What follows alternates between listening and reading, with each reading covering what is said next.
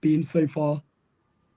It's been very busy, Adam. I've been working, but I did manage to fit in some time to walk my dogs out in the storm. You know what the weather's like tonight. Yeah, yeah, So a good day, yes.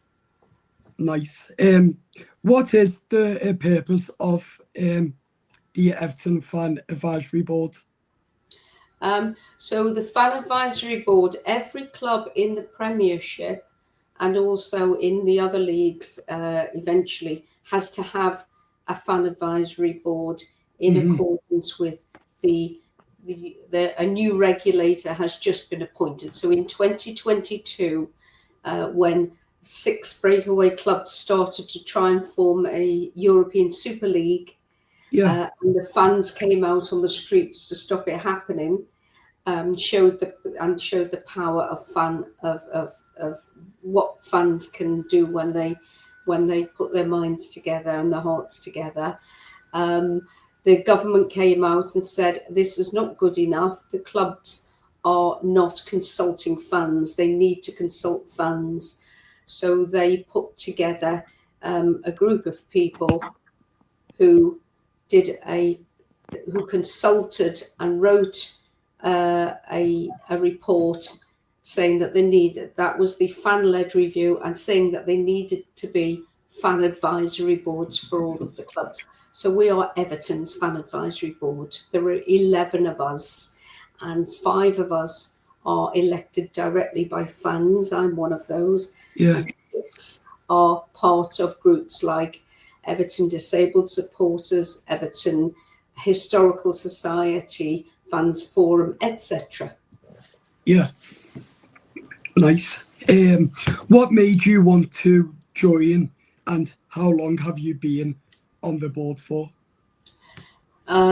What made me want to join? I just saw it come up. It came in an email to me from Everton saying we are going to be starting a fan advisory board. Would you be happy to go on it? Would you want to apply? And I was living miles away down south. I Yeah, moved to London when I was 21. I now live back up in the north, but I only moved back last year. So I was living down in the south, and I was coming up for all of the games. Every game I was coming up for. Um, and so I was quite remote. I didn't yeah, get to know a lot of fans because of that, but I still have family and friends who went to the match. So I used to come up to the match. So I've been on for 4 years now, since wow, day one. And on the first day, I got elected as the secretary of the FAB. Um, this is my last season now. I'll be got after the end of this season in June. I move on and let somebody else come and take over. We're always looking for new FAB members every year in May, and we desperately, really, really want younger people to apply to come mhm, onto the FAB. So I'll move on after this season, but it's been 4 happy years. Yeah. nice. I'll be sad to see you go. Oh, Um, how often do you meet up with the members club board of directors? right. For the FAB, just the 11 of us, we meet every month, and we do that online via Teams. And Yeah, then every quarter or every 3 months, we meet with the club. So we go yeah, to the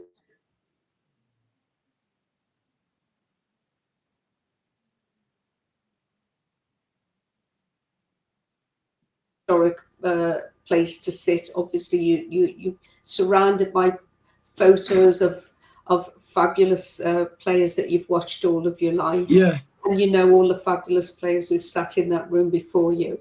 Um, and Angus Kinnear, who's the CEO, is always at the meeting now, and other members of the club. You always somebody from fan engagement, and then they may also invite somebody along, say from stadium development, or the women's football, or the legal team, or the catering people. Somebody, if there's something we want to talk about, then the club will bring along a specialist for us to have at the meeting.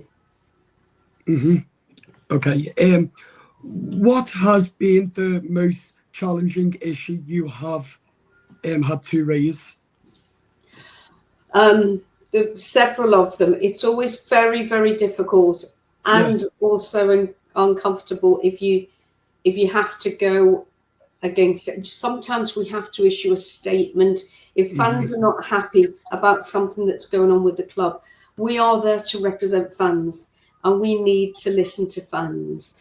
And in the dark days of the last few years, when fans weren't happy with the Yeah. way the club was being run and that kind of thing, and they weren't happy with somebody, say, for instance, they weren't happy with who wanted to come in and buy the club. Oh We've got yeah. to represent the fans, and we would have had to put out a statement to say we're not happy. Yeah. The fans have told us we need to tell the club, and we need to make clear to the fans that we are representing them, and that's the important part. So that's always difficult to do, but Yeah. we do it because we represent the fans. We Yeah. don't work for the club. Some people think we work for the club. We don't work for the club. We work on behalf of the fans, but we work Yeah. with the club. Yeah. Okay. Um, how open are they to your input, would you say? Um, Sometimes they take up suggestions that we make, and sometimes they won't. They always do listen, and that's what we're there for. We listen to fans, and we take all of those views to the club. There's important things they listen to us. Say, for instance, when we were moving to the new stadium, uh, and there was going to be some debate about how much the tickets were going to cost. And we did make clear to the club, we said, we know it's a brand new stadium, we're all excited about moving there. Yeah. It's a fabulous facility, but people are going through a hard time financially at the moment. There was a cost of living crisis. So Yeah. please consider that when you think about the ticket prices. And the club did consider that. So, and they I don't say that they take on every single one of our suggestions, Yeah. but that's the way things work when you're part of a group representing one group and you're meeting another group. So they do take on some things and they don't take on others. That's just the way it is. Okay. I've been asked to raise some things to you by some of my followers on Instagram, on social media, and my family about the 1878. I've requested funding to do more displays and fans chipped in throughout Goodison. Can the club help out? I hope so. I've seen what Yeah. you've seen on the social media. 1878 do a fantastic job, and I know that the club like and appreciate what they do. Yeah.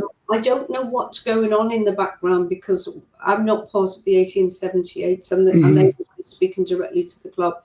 But I very much hope that the club, I would think everybody on the FAB would very much hope that the Yeah. club can help out the 1878. We all think they do a fabulous job. Yeah. Especially. Then I was asked about having we an international, I mean, the international of getting a striker in January. Would you repeat that? Sorry, Adam. So basically, have we any idea of getting a striker in January? Striker. I hope so. The what happens on the pitch and the team and the player is not part of what we are there for. We're there to go and talk to the club about strategy, about say merchandising, about them moving to the new ground, Oh, I got you. Yeah. like that. However, yes, I hope they will. I don't know whether they're going to. I would personally, I'm not speaking for the FAB, just for Julie here. I would Yeah. have him back tomorrow. I would have Richarlison back Oh, yeah. tomorrow. Please come back if you want Yeah. to. Always welcome. So yes. Yeah. Okay. Right. I've got another one on Hill Dickinson, Branley Moor. Parking and road closure are causing major disruption, taking over an hour to get out of areas. Is anything going to be done to ease that? That was said if that could be raised. Right. Do Okay. the club know about it? Yeah. Before we moved to Bramley Moor, a whole group of us from different fan groups and the council and the club and Merseyrail and Mersey Travel, everybody, we all met. We had a couple of meetings beforehand and we were all able to put our views across, and we were able to reflect what we'd been told. It's never going to be perfect. It's in an older part of town that has not traditionally had this much. It's never been this busy on Regent Road. I hope that what they have in place now, where they close the roads and close some of the roads going off, personally, I hope that's not going to last ongoing. I think it might be that is until people get used to it. Whether that lasts or not. The other thing is, with people getting to the ground and having to park or go into town or go to Sandhills and walk up. I drive myself because I live quite a long way away, and I have to drive to the ground and I have to find somewhere to park. So I'm in the same boat as some other people who've got to find somewhere to park. And you're right, it does take a long time as well to at night. I'm finding now that I've done it 4 or 5 times that I'm finding it a little bit easier each time. It takes less time because you get to know which way you can go, which lanes to be in. And also, there's a lot of people coming out, and there are bollards and for people to walk, and they need to be able to walk very safely. And sometimes it doesn't look safe. But then again, I used to drive along County Road, and it was the same. But fans will be running across, so you can only drive very, very slowly. I think it will take some getting used to, and I think even maybe for the whole of this season, people will still be getting used to. But I know from my experience in the last 4 or 5 games I've been to, it is getting easier. It's always going to be a problem because also people have to live there as well.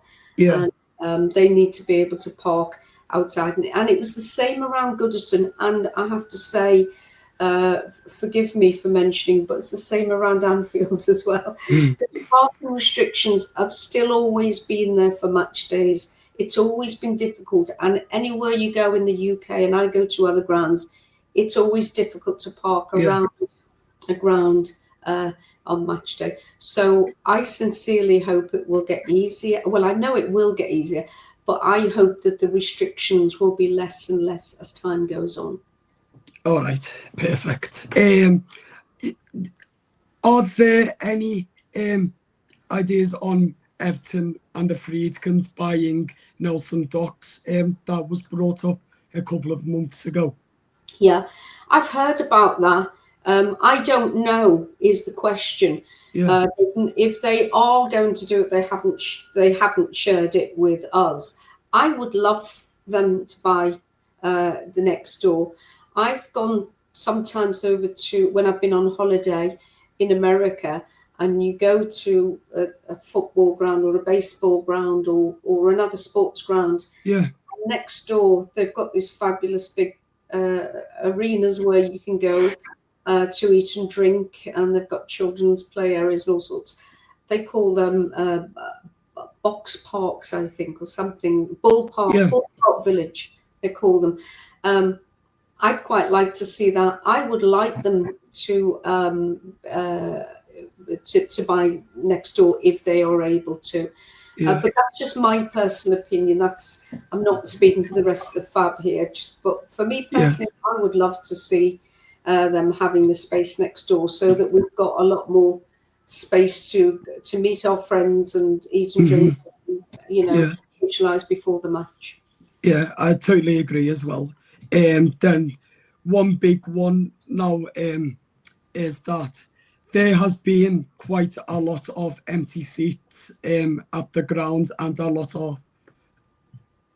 are going on the release. Why is it that this is happening?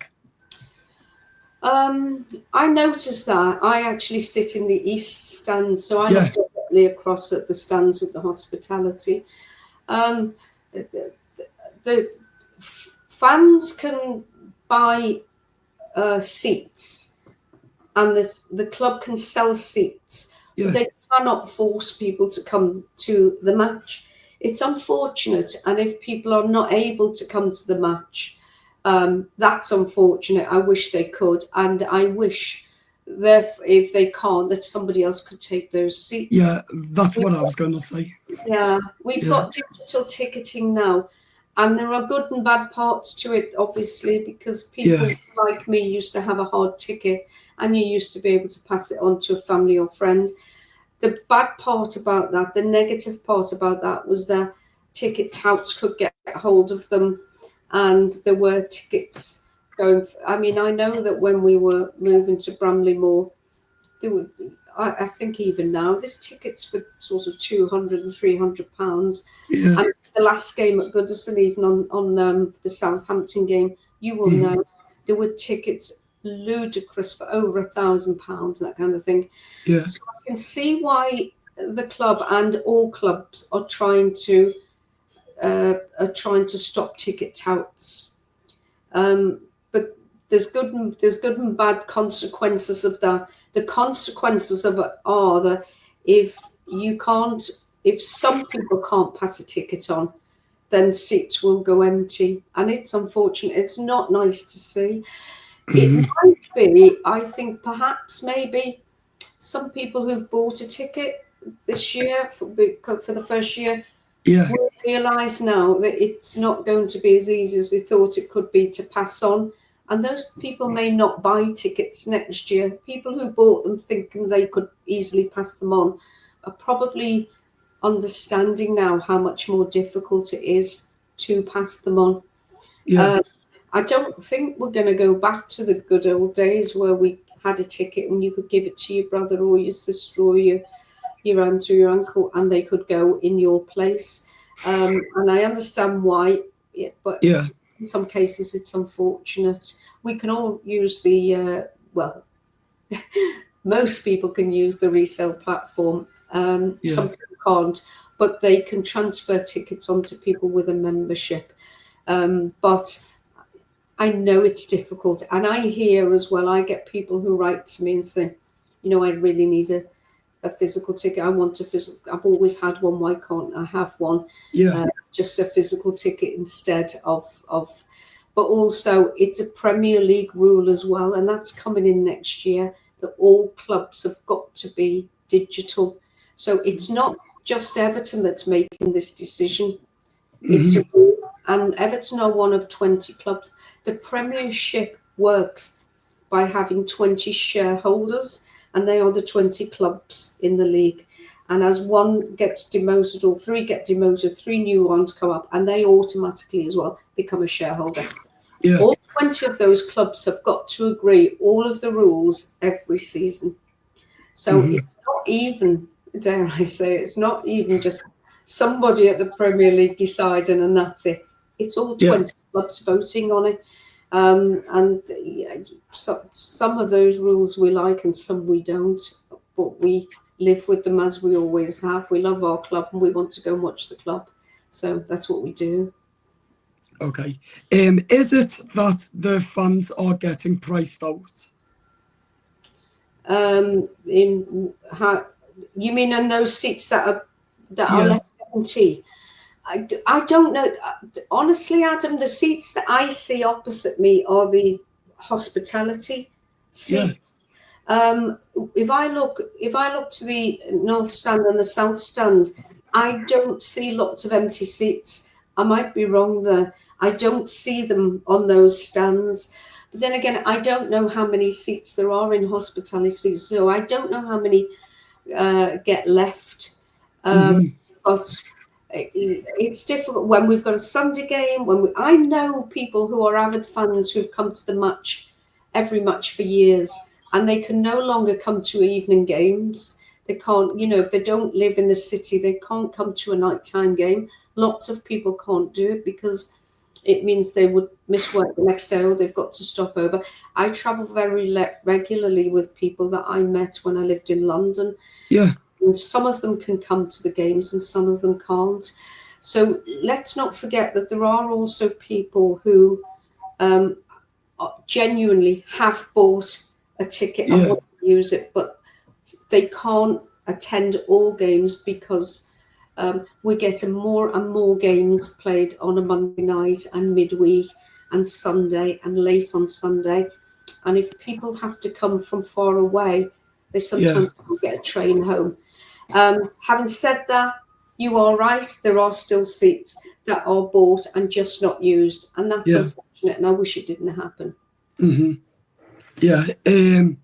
And finally, with our last question, why does it take the club so long in getting back up to 20 working days for an email or over an hour on the phone? Okay. Now, I've asked this myself some weeks ago. I was moaning at the club that I was trying to get an answer for something, and I got an email back saying 21 days. There's a couple of things there. I am told, and feel free to correct me, anybody, if they want to write to me, but I've been told the vast majority does not take 21 days. That's the maximum it can take. So you may be answered within a couple of days. Okay, so that's one thing. The other thing is that there is the telephone line available as well. Now, I also get emails from people telling me they wait an hour or 2 hours or 3 hours for a phone to be picked up. Yeah. When I was phoning the box office for my new stadium season ticket, I was on the phone for more than 2 hours. It was very frustrating. I know that. I've never spent longer than that, but I actually got somebody who wrote to me only yesterday and said, the timing of this is terrible. But I wrote back to them and I said, look, the ticket office will be, the staff and the fan services office will be at their busiest on match days.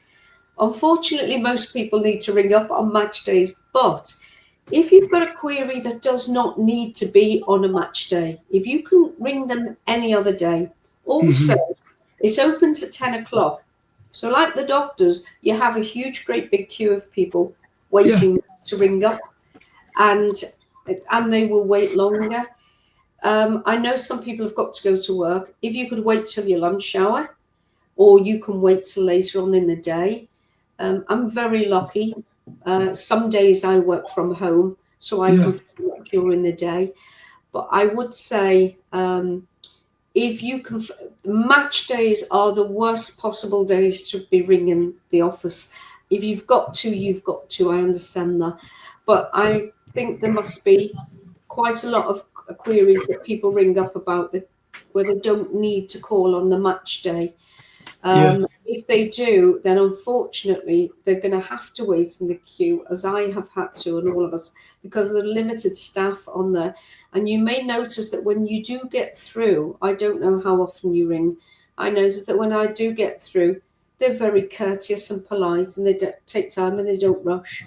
And I think it's a difficult balance for them because they want to treat you in a courteous and polite way. And that means not rushing you, but they also know they've got a whole load of other people waiting on. So it's a hard one. I say to this, every written query does not take 21 days. And if you can possibly ring when it's not a match day, or the day before, rather, usually is on a Friday, when it's not a day that the tickets have come out, if you're not phoning about getting a ticket, if you can ring later in the day or on a different day, it's usually easier. But no, 21 days is a very long time. I wish it wasn't that. But the club tells me some of the queries that they have to deal with, they've got to go out and find out the answers and then come back. So some might take that long. I wish it didn't. Yeah, I sent an email last month to the football club and the fan engagement on getting Angus Kinnear on, and I still haven't even heard back. And it said we've received it up to 21 working days, and I'm still waiting now. So I've just left it in that. You probably sent that email, Adam, while he was over in America. Yeah, it wouldn't surprise me if I did. Yeah. Over there. I will let them know that you're waiting to hear on your for your response to that. I understand.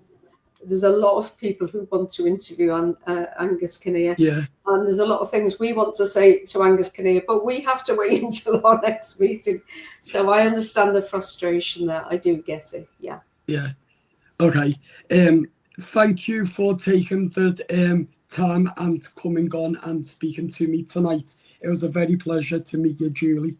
No worries. It was lovely to meet you. I've seen some of your other videos. I saw you interviewing Joe Parkinson. Yeah. I know you've interviewed Peter Reid. I haven't seen that yet, but thank you. You're doing a great show, Adam. Thank you. Thank you very much. Okay, right. Then. Do head to our YouTube channel, people. Like, comment, share, and subscribe, and hit that notification bell so you never miss a video. See you later. Up the toffees. Bye-bye. Bye-bye.